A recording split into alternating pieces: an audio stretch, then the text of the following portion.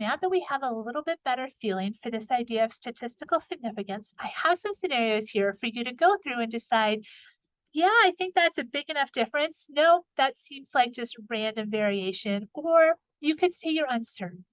These are listed in your notes, so go ahead and pause the video and decide, yes, statistically significant, no, or maybe not, too close to call. So go ahead and give that a try. All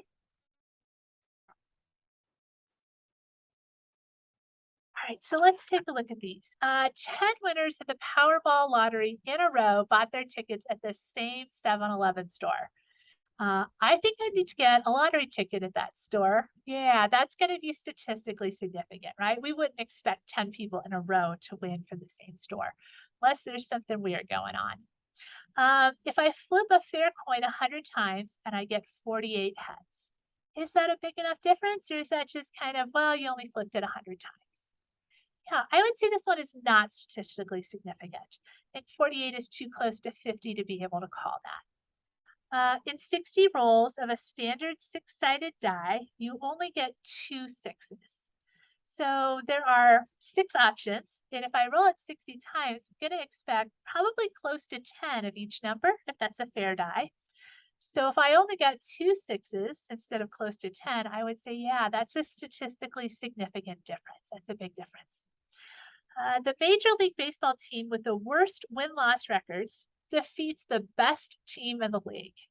Yeah, that's going to be statistically significant as well. An airline with a 95% on-time departure rate has 11 out of 200 flights with late departures. So let's break this down a little bit. If 95% of the flights are on time, that means 5% are not. So 5% of 200 would be 10. And so that would be what I would expect. And they only had 11 that were on a late departure. So 11 is awfully close to 10, especially out of 200. So I would say that difference is small. That's just basic variation. So this is not statistically significant. A baseball player or basketball player with a 92% free throw percentage misses 18 free throws in a row.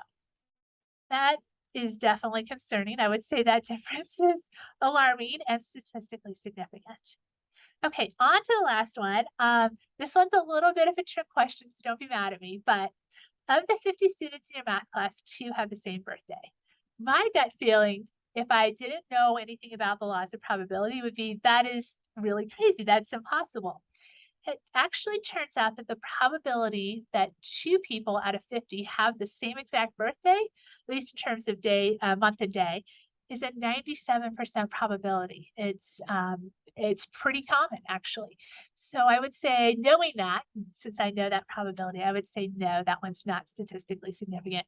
If you said yes, I could absolutely understand how you would say that. That's what I would have said too before I took a probability course.